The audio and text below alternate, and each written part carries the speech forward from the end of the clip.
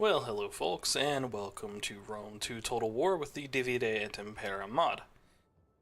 Gotta warn you, this first video is mostly just going to be our first opening turn, as well as a bunch of information, to the extent that I actually have my notepad open here to keep me on topic, supposedly, maybe, hopefully. So first off, Rome 2 Total War is a turn-based strategy game that mixes real-time strategy as well. So you control your empire in the turn-based campaign map, building buildings, managing your economy, your diplomacy, your political parties. And when your soldiers fight, they fight in real time. You get to control them and the generals, etc., etc. However, Rome 2 lacks in strategic depth, even compared to its predecessor, Rome Total War, 10 years ago. A lot of people think it's been streamlined to the extent that it's kind of been dumbed down for the masses. Regardless of whether that's true, the makers of Divide et Impera, Latin for divide and conquer, stepped in a few years back, in 2014 I believe, and made the game incredibly complex, historically accurate, rather dense, and in my opinion, quite fun. That depth makes your decisions actually matter, it makes your characters matter, it makes your diplomacy matter.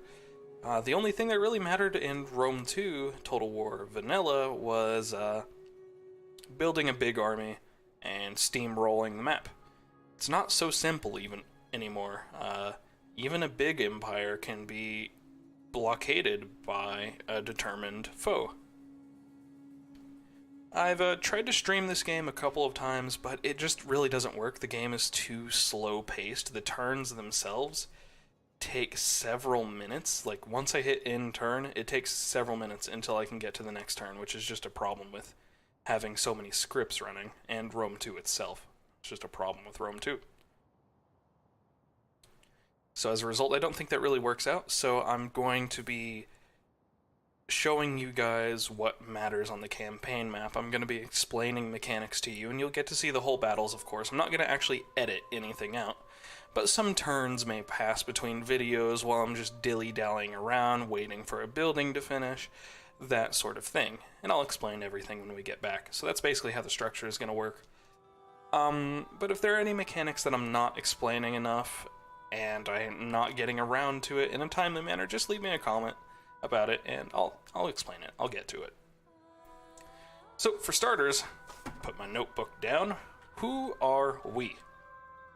Well, first off, of course, we are Roma, the Eternal City, City of the Seven Hills, Latium, etc., etc. But we are also a political party. We go over here to our politics. We are the nobiles, as opposed to, say, the equites, or the patrici.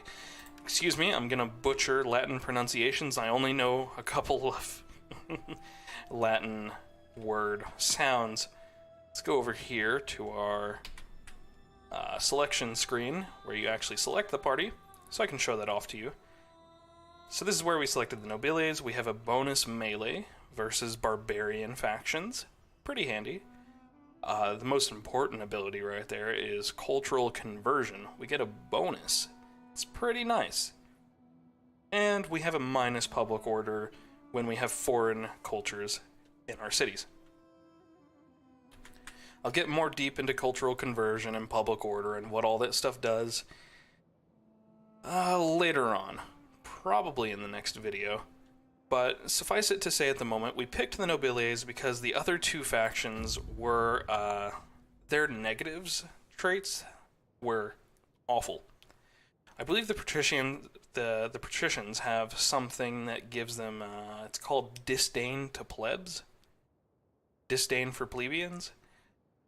And good lord, it's awful. As you get more Latin culture in your cities, they get less happy. That's the opposite of the way it normally works. It's horrible. The equites have a minus diplomacy, a small minus to diplomacy with all factions, every single faction.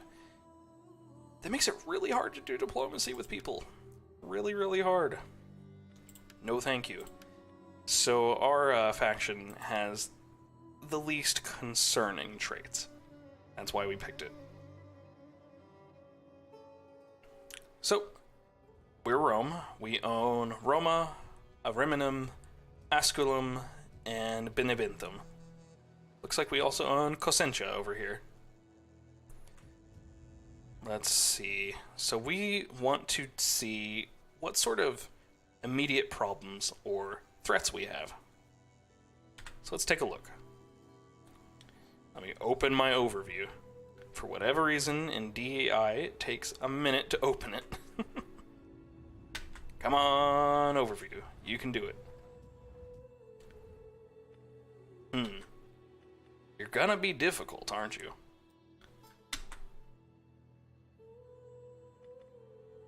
Well, fine. I can just show the viewers then. There you go. You did it. I'm so proud of you, game.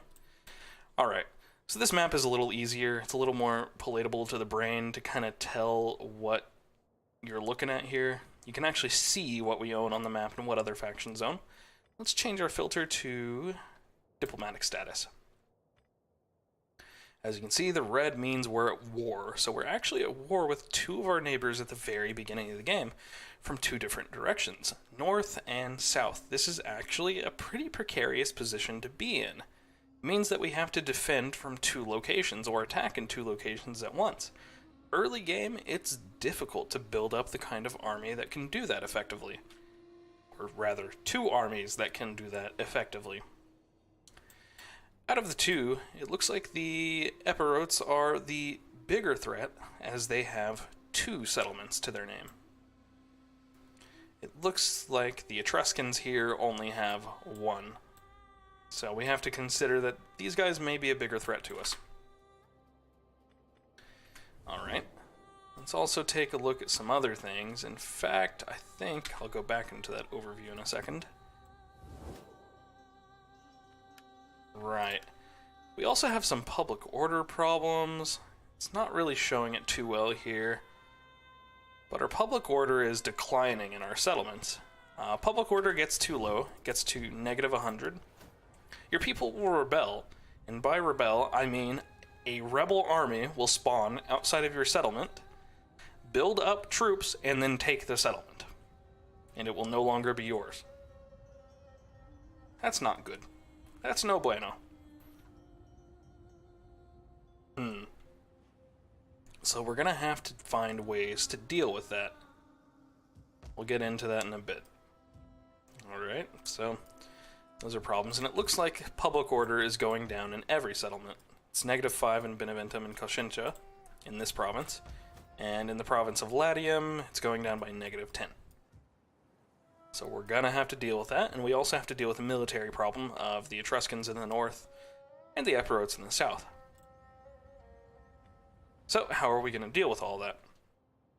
Well, first off, we do have some resources at our disposal. We have two generals.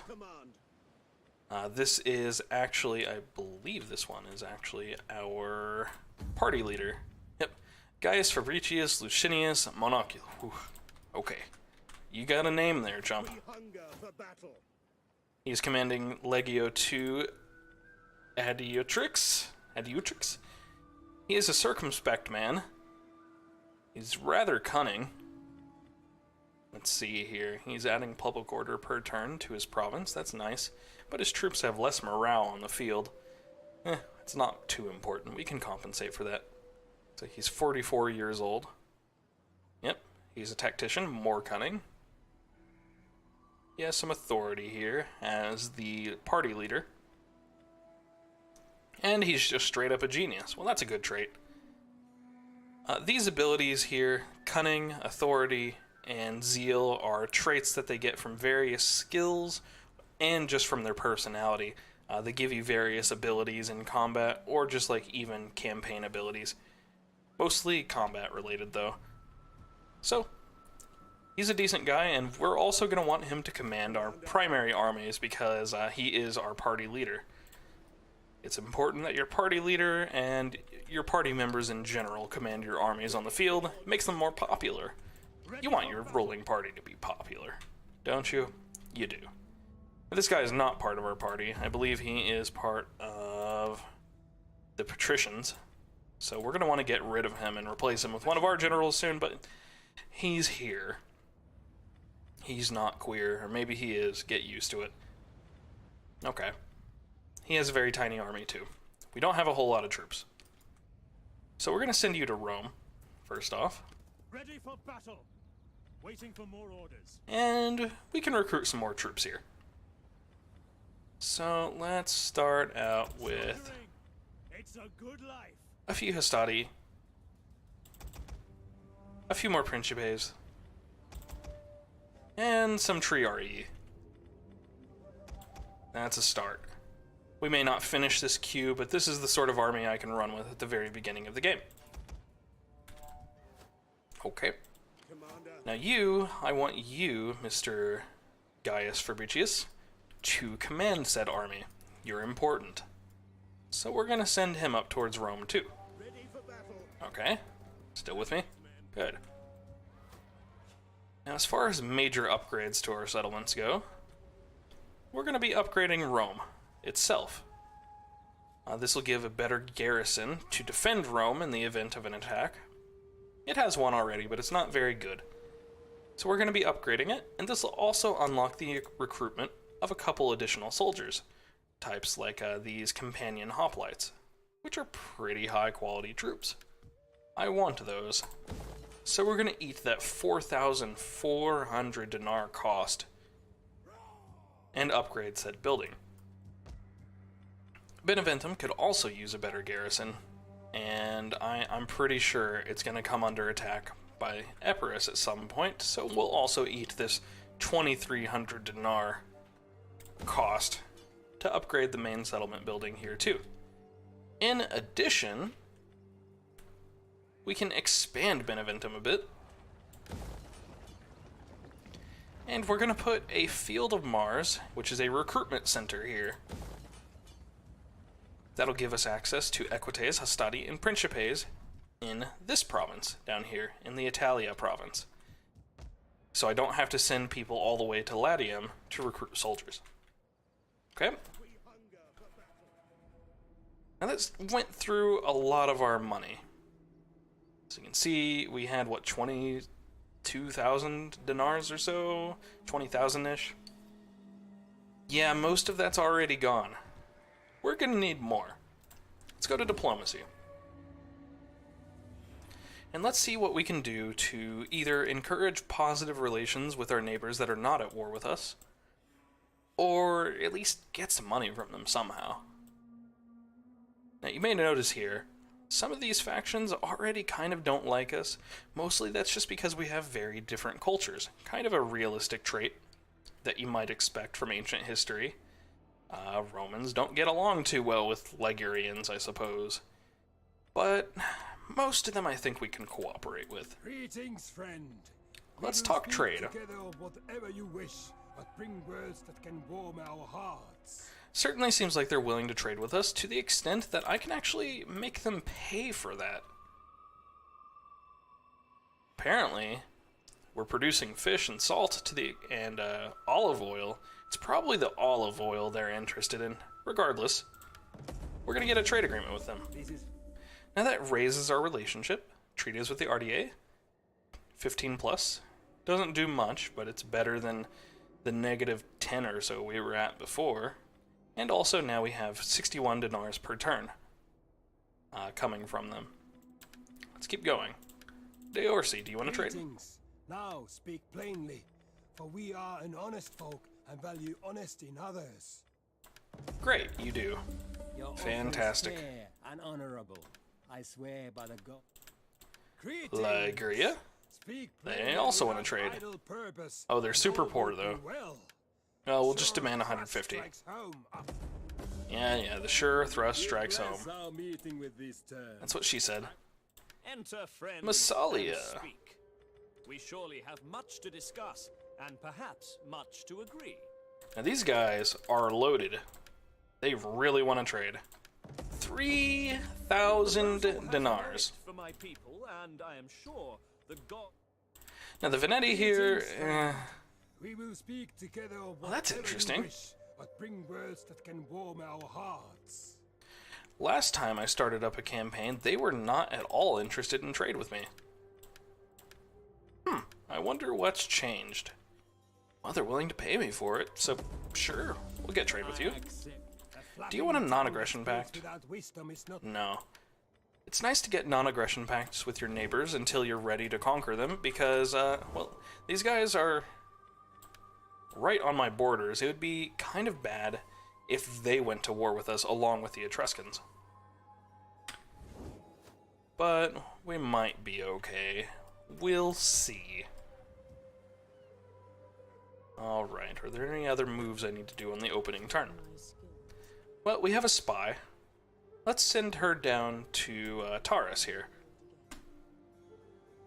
See what Epirus has. Let's see.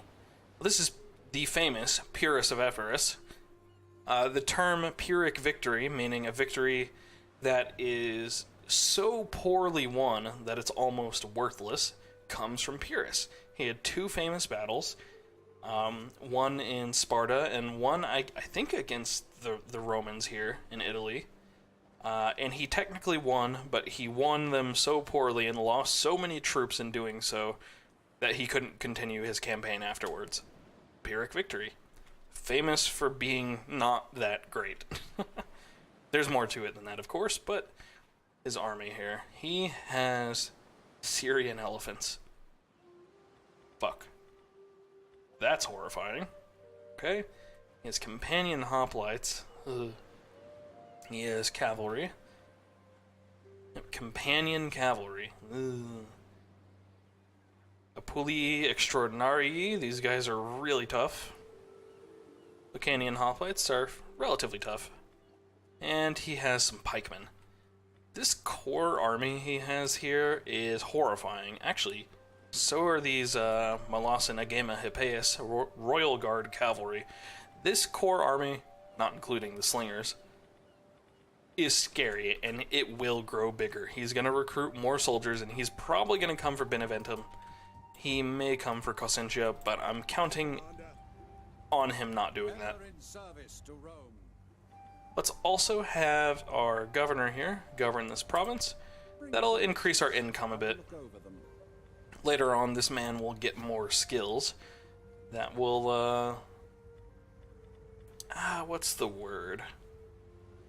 It'll increase the public order in Rome. It'll get us greater income per turn. All kinds of nice things. Alright. So that's the military issues dealt with, and a couple of basic, like, economic style improvements, in addition to, you know, these are useful military-wise to increase our village's defense as well. Let's deal with this public order thing. We're only at -6 now, and that's probably because this general is nearby to Rome. They're probably happy about that.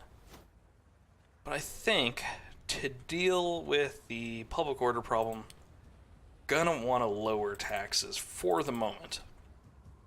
There you go. Rome is no longer losing public order. And the province of Italia is now gaining a little bit of public order. That'll get better as we go, but that's the best we can do for now. We're making 1,000 less dinars per turn. But we have a good 10,000 in the treasury. It's not bad. We'll have to make do with what we've got.